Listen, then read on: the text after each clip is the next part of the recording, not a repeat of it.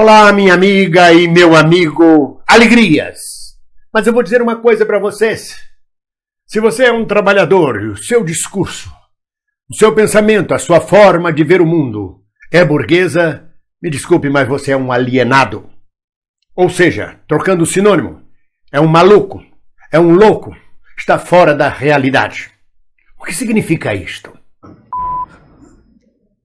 No conceito marxista de alienação, é o trabalhador não se ver refletido naquilo que produz.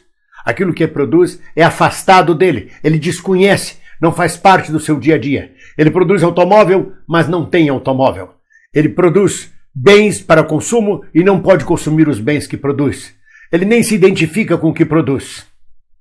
No conceito freudiano ou lacaniano, alienação é você ser apartado dos seus verdadeiros desejos, acabar realizando os desejos do outro.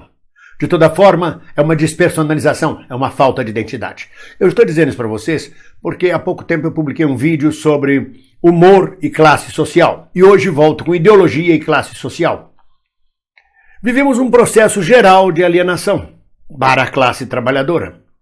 Porque eu falava no vídeo passado que para cada narrativa, para cada discurso, existe uma classe social por trás. Mas qual é o verdadeiro discurso, por exemplo, da classe trabalhadora? Do proletariado? É muito difícil ter um discurso próprio, já que o proletariado não está no poder na maioria dos países. E não exercendo o seu poder, não pode colocar a sua ideologia em prática como a ideologia oficial daquela nação, daquele povo, daquele conjunto de trabalhadores. Vamos adiante, vamos explicar. O pensamento burguês começa a se entranhar na sociedade por volta do século XV, lá por 1450, 1480, e se formaliza a partir de 1640, com a Revolução Burguesa na Holanda, na Inglaterra e posteriormente na França. Ou seja, se considerarmos o século XV, nós temos 6 séculos de pensamento burguês entranhado na população. Empreendedorismo, individualismo, egoísmo, Mateus primeiros teus, farinha pouca, meu pirão primeiro. Desejos burgueses. São 600 anos de ideologia burguesa na cabeça de todo o mundo. Você não tira isso da noite para o dia. Mesmo você tendo umas revoluções socialistas ou proletárias, como no caso da China, do Vietnã, de Cuba, você precisa de 300 anos, 400 anos para mudar a mentalidade de um povo. Ela não se dá da noite para o dia.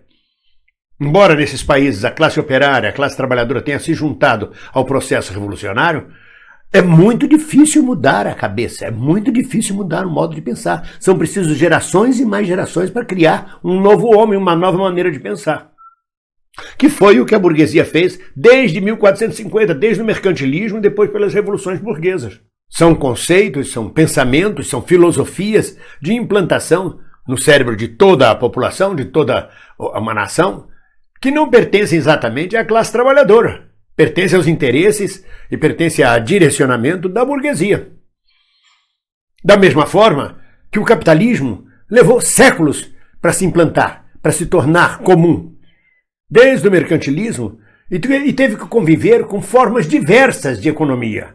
Mesmo depois de implantada a Revolução Burguesa, a última delas, a última grande Revolução Burguesa, que foi a francesa, em 1789, ainda o capitalismo teve que conviver com economias feudais, com modos de produção agrícolas feudais do antigo regime, por séculos.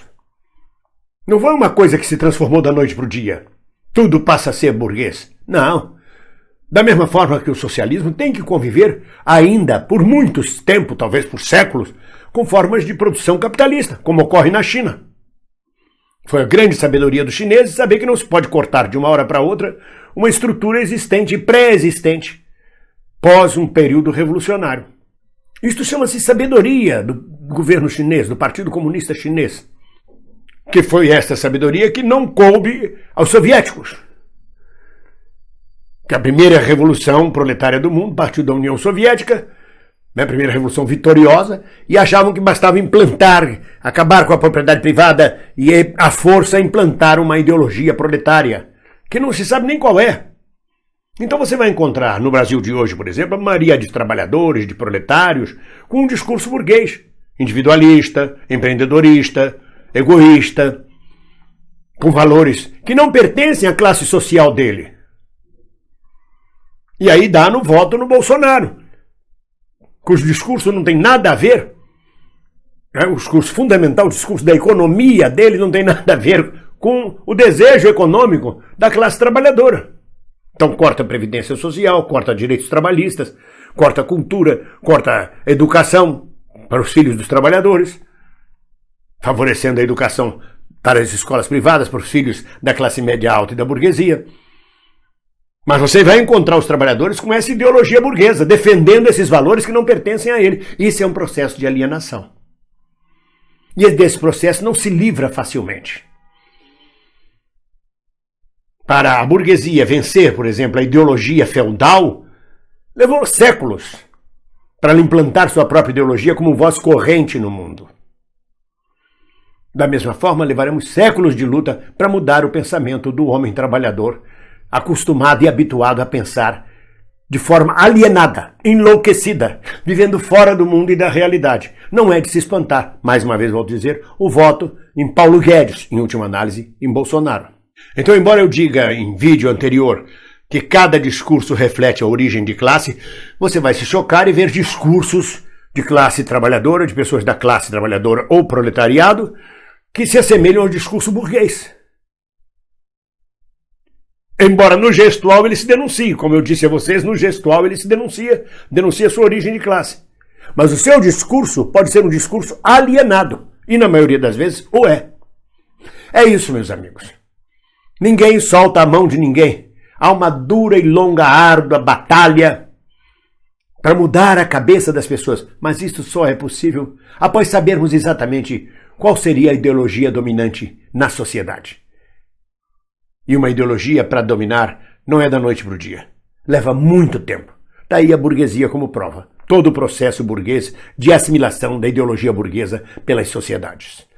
Um abraço!